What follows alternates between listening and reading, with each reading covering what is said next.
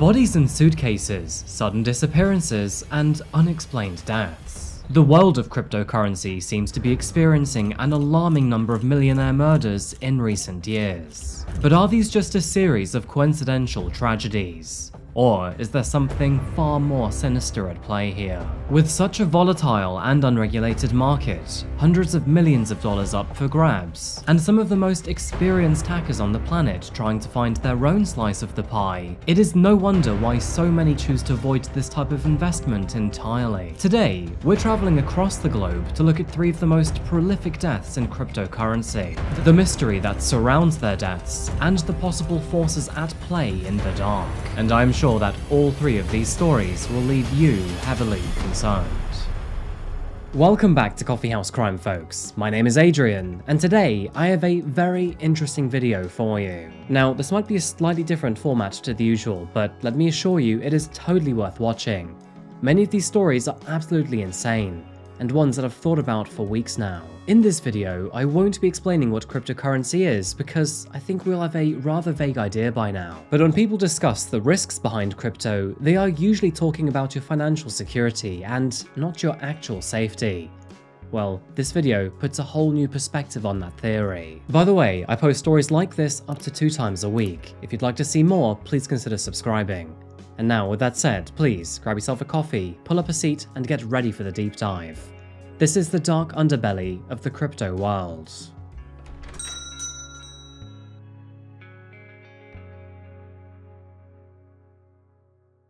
Buenos dias, folks. We begin our video today in Argentina, officially known as the Argentine Republic. As one of the largest countries in the world, Argentina has a population to boot, with more than 47 million residents calling this place home. The country is famous for its excellent wine and food, competitive football, music, and of course, tango. I'm talking about the dance, by the way, not the soda. Although Argentina's recorded crime rate is relatively low when compared to the rest of South America, many argue that it doesn't convict quite as many people as it should, thus of course skewing all results and statistics.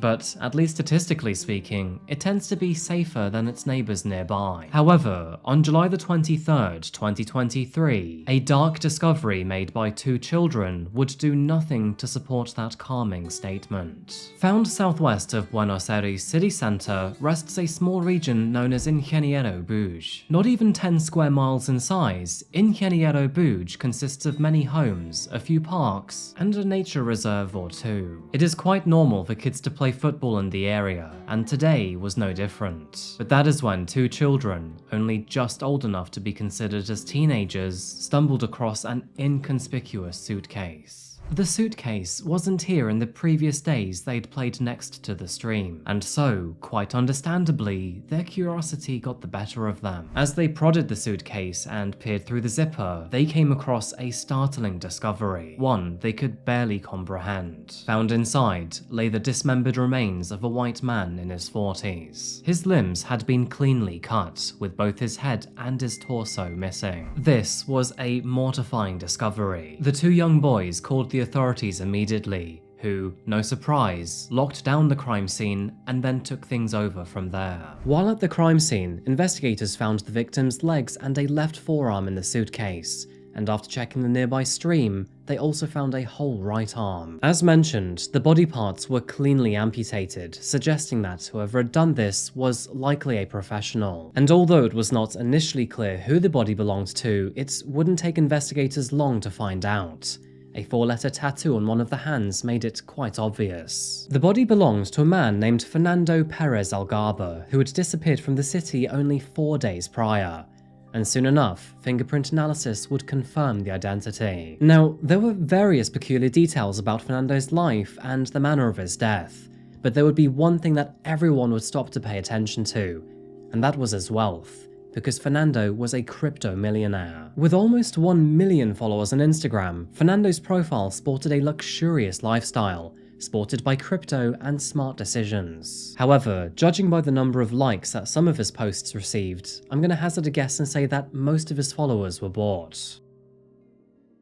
When translated, his Instagram page says, "Tell me what you brag about, and I'll tell you what you lack. Life doesn't owe you anything. He who has magic doesn't need tricks. Now, according to local media, Fernando comes from a rags to riches backstory. In his childhood, he used to sell sandwiches and deliver pizzas, before eventually buying rundown vehicles so he could then repair and resell them at a higher price. In an interview, Fernando once said, "I traveled to Paraguay a lot to buy tires. They were much cheaper than in Argentina. This allowed me to refurbish the cars and then resell them at a better price." Moving into his 20s, Fernando transitioned to cryptocurrency, where he is said to have made a fortune by investing and then selling crypto tokens. And by the time he was 24 years old, he had a warehouse full of his own high-end vehicles. In another interview, Fernando said, "I started by investing $100,000 and doubled my profits in 4 days. I started with little study, I didn't have good results. Then I set up an office with 25 traders and realized that I was not the problem, weak psychology was." Fernando's many Instagram photos show him riding a BMW, Porsche, Bentley, Mercedes, Range Rover, and various other vehicles, many of which were often seen with his cute little dog named Yamas. All of this was peppered between many extravagant photos of him living a lavish lifestyle, often wearing fancy watches and traveling to many exotic locations. After growing up in Argentina, Fernando moved to the United States, where he registered several companies, including a jet ski rental business which was found in Miami. In the months before his death, he decided to move to Spain, occasionally visiting Argentina for family and business-related purposes. But unfortunately, upon his most recent return, something terrible had happened to him, and now his body was found in the river in multiple pieces. 3 days after his limbs were discovered,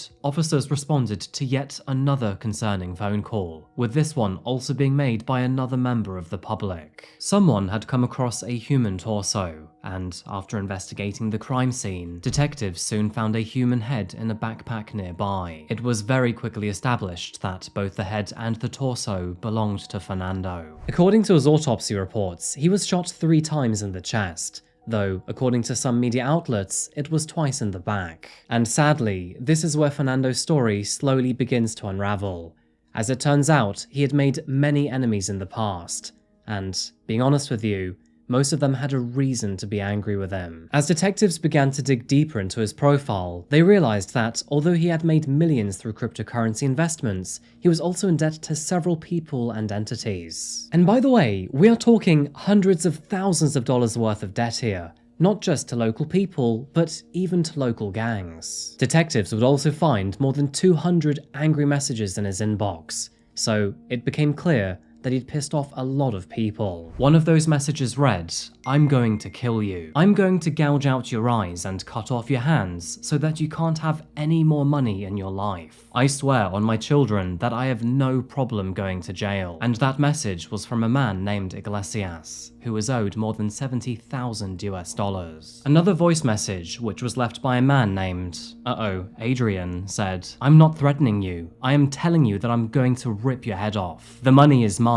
and you don't play with mine." My hands are up, I swear I didn't write that one. That was Nero. Now, neither of these men were related to the gang that he also owed $40,000 US to, which I would argue is a far more terrifying entity to make angry. Fernando had also racked up, quote, irrecoverable debts with Argentina's tax agency, leading some to believe that it could possibly have been an inside job. According to central bank records, one of his businesses, which was named Segepa, had 7 bounced checks which totaled more than 2.5 million pesos, the equivalent of $150,000 US or 120,000 British pounds. To add to this, Fernando had more than 25 incidents on his criminal record, including drunk driving and assaulting a police officer. In fact, those very moments were recorded with this video right here. Shortly before his death, Fernando also left a note on his phone claiming that he had lost a lot of money investing in crypto, and that, furthermore, if something happened to him, he had already warned everyone close to him. In the weeks leading up to his death, Fernando had also posted cryptic messages hinting at deceit, betrayal, threats, and even murder. One of these posts showed Fernando in a car with an audio recording saying, "It's incredible how there are such evil people in the world that while you're thinking of helping them, they are there thinking of destroying you." In another post, he said, "Never trust anyone who doesn't show their loyalty to you. End of story. And in another voice note which was sent to his mum, he said, "Hello mum, I needed to clear my head as always. From here, I am realizing two things. That we can't escape from problems, and that problems will follow us." On July the 13th, Fernando messaged his landlord to say that he would vacate the property by the 19th of July. But when the landlord never heard back from him and then found his stuff within the property on that day, she reported his disappearance to the police. Of course, this suggesting that he'd been abducted in that time frame. It was only after examining the suitcase that Fernando's limbs were found in that officers found several documents attached to a family in the local area. Now this led to a search warrant and, eventually, the arrest of a local trans woman named Nicole Almo Chamorro. And by the way, it is confirmed that Fernando did actually owe money to Nicole, and so it is possible that he was murdered to financially settle the score. But saying that, the authorities also believe that even if Nicole is responsible for Fernando's death, they must have had help from other people. Nevertheless, legal proceedings are still yet to begin, and some even believe that Nicole may have been framed in Fernando's death. As you can imagine, the authorities are remaining relatively tight-lipped on the situation, so this story may change a lot in the future. I guess we will just have to wait and see. The investigation continues. For our next case, we're traveling 5,000 miles north from the cities and jungles of Argentina to more familiar territory. Welcome to the Ozarks, folks. A physiographic region that spans multiple states, but most notably Arkansas and Missouri, both of which are crucial in this case. Now, you might be familiar with this region for Netflix's wildly successful series named The Ozarks. And unfortunately, this story does not help paint a friendlier picture. It was on May the 21st, 2023, that a doctor and crypto millionaire named John Forsyth went missing. John was a 49-year-old man with a very prosperous future. During his childhood, he had grown up with 5 sisters and a brother, and was also known to be happy and passionate. He studied mathematics at university, but eventually would become a doctor at the Mercy Hospital in Cassville, Missouri. For most of his adulthood, John lived a very normal lifestyle. He married his wife in 1995 before divorcing her in 2019, and although they would remarry in 2020, they once again divorced by April 2022. Now, over the course of their relationship, they had 7 children together, and apparently, despite their divorce, the relationship remained healthy and amicable. After legal proceedings took place, John was ordered to pay $4,000 a month in child support, plus an additional $15,000 a month in other expenses, whatever that means. I mean, that sounds a lot to me, but maybe that's just normal in these situations. Honestly, I wouldn't know. Now, fortunately, John could easily afford these payments. And that wasn't just because he was a doctor. The truth is that he was also a cryptocurrency millionaire. To put things bluntly, Mr. Forsyth was one of the early ones. He mined and owned Bitcoin in 2016, back when its value was dirt cheap,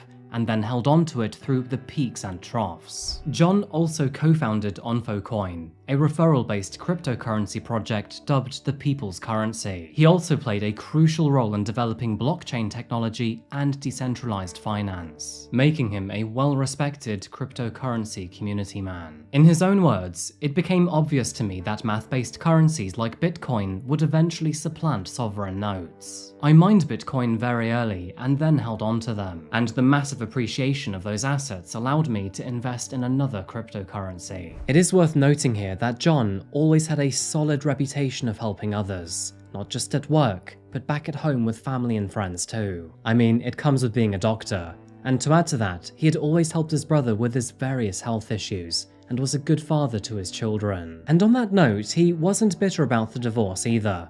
In fact, John had already fallen in love with another woman named Laura Barnett, who also worked at the hospital. Not only were the two engaged, but they were also now expecting a baby together. And John, he was absolutely over the moon about this. And apparently, according to his brother, he was the happiest he had been in many years. Now, with so much going on in his life, it was quite normal for John to section certain aspects of it away from close friends and family. And so, while he was a caring and kind person, he was also rather crafty with what he told them about his crypto business. Again though, John seemed extraordinarily happy with his life and the direction it was going. That was, of course, until he vanished. On Sunday, May the 21st, 2023, something was clearly wrong when John missed his 7 p.m. shift at the hospital. Now, John had never missed a shift before without telling anyone in the 15 years he had been there. So, this was an immediate red flag to his colleagues and loved ones when he suddenly vanished. At the time of his disappearance, John was living in an RV next to the hospital where he worked. So, bad traffic was off the list of excuses. When the authorities got there, they found it to be unlocked, and that, furthermore, he had left his 5 cell phones, laptop, and keys inside. And only 2 days later, they found his black Infiniti sedan abandoned nearby at the Castle Aquatic Park. His car keys, passport, and briefcase were found inside, and apparently, it had been parked in, quote, a very hidden location, in a place where it seems like cars are not supposed to go. After reviewing local surveillance footage, detectives found him to be walking towards his RV at roughly 7 a.m. while texting his fiancée. He seemed happy in these messages and told her that he would see her later, but that is when he suddenly stopped responding to all of her messages. According to officers, another surveillance camera captured him driving and parking his black car in the Aquatic Park parking lot at 7:12 a.m. 10 minutes later, a white SUV arrived and parked next to him. He was then seen getting into this vehicle for a short while before exiting afterwards. The white SUV then leaves a few minutes later, and John is seen walking around the parking lot 10 to 15 minutes after that. He then walked away from his car, never to be seen again. Several law enforcement agencies, including the Missouri State Highway Patrol, searched about a 9-mile radius around the park using people, dogs, and drones. John's family would also set up a Facebook page seeking for any help and information, but despite their best efforts, he sadly was nowhere to be found. That would be until 9 days later, when an update came in the most horrific of ways. On May the 30th, 2023, 2 men were kayaking in Beaver Lake, located 20 miles south in Arkansas, and that is where they came across John's body floating in the water. Quite clearly, he had been dead for quite some time. Officers were dispatched to the crime scene immediately. It was apparent that he had died from a gunshot wound, but the authorities would not say where he had been shot or whether it appeared to be self-inflicted. Now, of course, this has left many unanswered questions in the case.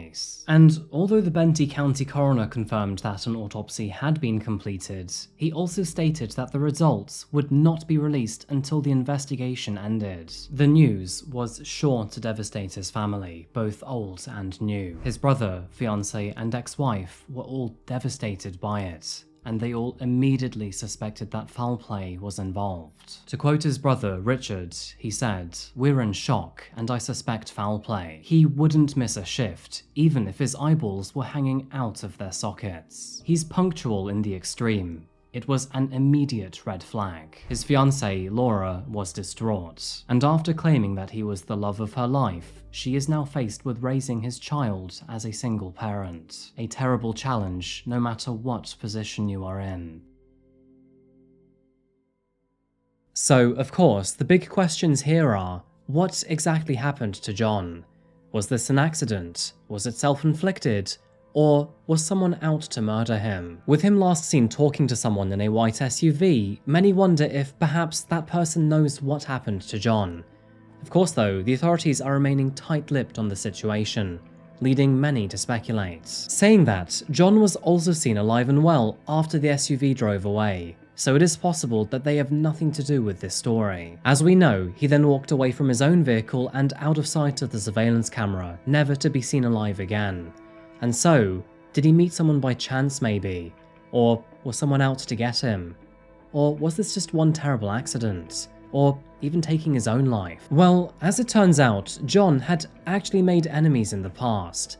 In fact, back in the year 2022, he was even kidnapped by masked assailants, as confirmed by his brother. During this time, he was zip-tied before being driven to a dark, cold and lonely bridge. He was then threatened before being let go. The thing is, John never reported this to the police because he believed that he was in continued danger. I mean, he told no one about this. His brother didn't even find out until after he passed away. The only person to know about this was one of John's best friends, but even still, John had no idea why he was kidnapped. He did believe though that it was crypto related.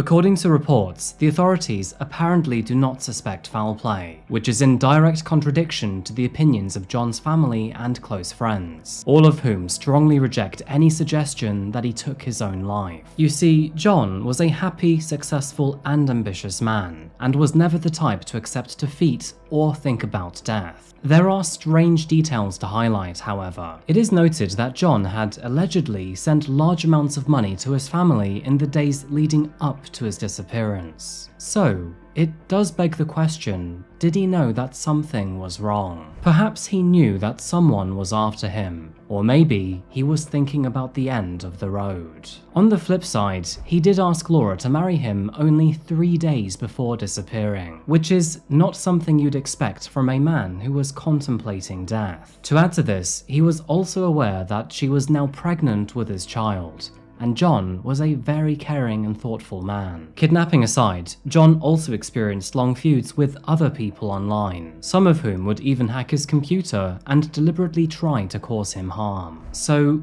maybe they decided to take things one step further and end his life. There are issues within the investigation itself too. When John's family inquired about how they identified his body, detectives allegedly responded by saying that they recognized his face, and simply that was it. In addition to this, forensic test results have never been disclosed to the public, and apparently there are no leads or interviews in the current investigation. Quite frankly, a lot of this sounds quite suspicious to me. It is worth remembering though that the authorities may know much more than they are currently leading on, and of course that is to maximize the potential chances of catching a potential murderer. So, was John murdered, or did he take his own life? And with this investigation so patchy, can we be sure to trust? So, was John murdered, or did he take his own life? And while there may be a valid reason why this case seems so patchy at the moment, can we really be sure why? Much like our previous case, this one is shrouded in mystery, and the investigation still continues to this day. And John's family, old and new, still struggle in smoke and mirrors. Our next case takes us south to the Caribbean island of Puerto Rico. With a population of 3.2 million residents and a gorgeous climate, Puerto Rico is a busy island that attracts plenty of tourists. Its rather unique position as an unincorporated US territory also means that many wealthy Americans can appreciate the country as a low-tax jurisdiction. Now, I'm not implying that anyone in this story is guilty of such a thing, but it is worth highlighting. In the year 2022, 29-year-old Nikolai Meshegian spent most of his time between his home in Florida and on the island of Puerto Rico. And although he was born in Russia, he and his family moved to the US when he was just a small child. Nikolai attended Carnegie Mellon University, where he graduated in the year 2014. While at university, he showed a keen interest in technology and finance, eventually leading him to cryptocurrency. Much like our other characters, he was a major player in the crypto scene. You see, Nikolai was an early developer of MakerDAO and played a pivotal role in developing stablecoin systems. These stablecoins are designed to minimize the volatility typically associated with cryptocurrencies, therefore making them more suitable for everyday transactions and financial applications. His efforts here were for a very good cause. Nikolai advocated for a more transparent and decentralized system, and was seen as an influential developer who wanted to change the landscape around him. As an early developer and co-founder of MakerDAO, Nikolai made a lot of money. Now, it is unclear how much this guy made in his 20s, but allow the numbers to speak for themselves. He donated more than $4.2 million worth of cryptocurrency to his university, owned several properties throughout Florida and Puerto Rico, and enjoyed a 1,500 square foot luxurious home on the island, which is estimated to be worth a cool $6 million or 5 million British pounds. With panoramic water views, the lakefront home featured a saltwater pool, a newly renovated kitchen with granite countertops, and an outdoor kitchen with a grill and a beautiful view. Now, Nikolai was a very collected, calm, and docile young person. He was intelligent, and he always took his time to think about things before doing them. However, in the month leading up to his unfortunate death, there were telling signs that things were not going well for him. Whether you'd like to label it as an ever-worsening situation for whatever reason, or simply just paranoia, Nikolai was becoming increasingly concerned for his life. I mean, for one, he had recently broken up with his girlfriend, but not for the most straightforward of reasons. And I say that because he actually believed that she was a secret spy who was working for a criminal organization. You see, Nikolai believed that his ex-girlfriend had even planted a bogus laptop in his home and framed him as an enemy to the CIA. So, let's dive a little deeper into Nikolai's beliefs, because this is where it starts to get very, very strange. On September the 5th, 2022, Nikolai tweeted, 3 possible futures for me. Number 1, suicided by CIA. Number 2, CIA brain damaged slave asset. Or number 3, worst nightmare of people who fucked up with me until now. I am sure these are the only options. Almost 2 months later, and in his final tweet ever posted, he said, CIA and Mossad and pedo elite are running some kind of sex trafficking entrapment blackmail ring out of Puerto Rico and the Caribbean islands. They are going to frame me with a laptop planted by my ex-girlfriend who was a spy. They will torture me to death. And to make things even more concerning, only 4 hours after making this tweet, Nikolai Masheghian was dead. He had drowned in the ocean nearby. Although this does sound like murder, Puerto Rico Police Bureau's Homicide Division, who investigated the matter, say they believe several factors in this investigation point towards Nikolai taking his own life. Now, I know this sounds quite fishy, but it is worth noting that his family also believed that his mental health had been deteriorating in the months leading up to his death. And unfortunately, they believed he was also reaching a breaking point. And to add to this counter-argument, friends within the crypto sphere also describe him as brilliant, but also troubled. So, the question is, did Nikolai take his own life, or was something else at play in the background? Well, to begin with, Nikolai's body was found in the waters near Ashford Beach, which is an area well known for its dangerous swimming conditions. Now, this beach usually has signs warning people not to swim in the area, mostly due to its dangerous undercurrents and its rocky conditions. But some of those signs had actually been washed away by a hurricane only 2 months prior, leaving many uninformed tourists at risk. The thing is, Nikolai was not a tourist, and to add to that, there were no indications to suggest that he'd been surfing prior to his death. So, why was Nikolai in the water? Now, it is possible, in combination with his rather apprehensive tweets only a few hours prior, that Nikolai may have suffered some sort of psychotic break. After that, he may have ran into the water, accidentally drowned, and then washed up on Ashford Beach. Now, there is a chance that investigators even have proof of this, but have not disclosed it to the public, but only his family. But whatever it is, they seem pretty adamant that it was some sort of relapse with his mental health. As far as we know, Nikolai's investigation is officially closed, with the cause of his death officially marked as drowning through accident or taking his own life. As already mentioned, many of his close friends and family believe that he experienced some sort of psychotic break, but others think he may have fallen victim to the exact thing he tweeted about only a few hours prior. Now, a bit of basic psychology here, but we are all naturally programmed to identify patterns and connect dots where we can see them. That is part of our survival instinct as a species, after all. So, when Nikolai creates the riskiest tweet of his life by claiming that the CIA and Mossad will execute him, and then he is found dead only a few hours later, it is an extraordinarily alarming coincidence that will make many question if it was a coincidence at all. But the truth is that Nikolai's mental health had been dwindling in the months leading up to his death, so it is possible that this was simply a self-inflicted accident that may have ended in tragedy. Now, cryptocurrency assets are volatile and a high-risk investment, but usually that definition implies a risk to the money you put into crypto and not your actual life. Now, I'm not going to cover the basics of investment, but what I will say is that you should not worry about death through crypto. All of the stories we have covered here today involve men who are heavily invested into cryptocurrency, and by heavily, I mean far into the millions. Fernando was wrong to owe money to so many people, and as for Nikolai, he may have simply been neglecting his already poor mental health.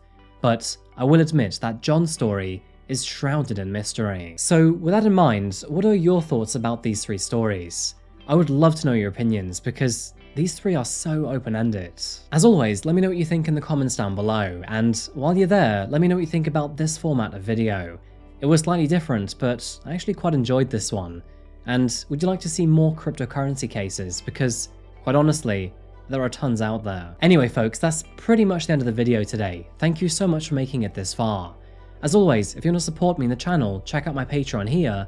Alternatively, check out my social media here, most notably my Instagram. And also, if you want to grab a bag of my very own coffee, check out classifiedcoffeeco.com.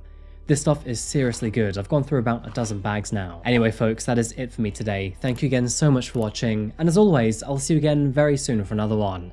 Until that moment arrives though, remember to look after yourself, look after each other, and of course, as always, stay safe. Thank you, and goodbye.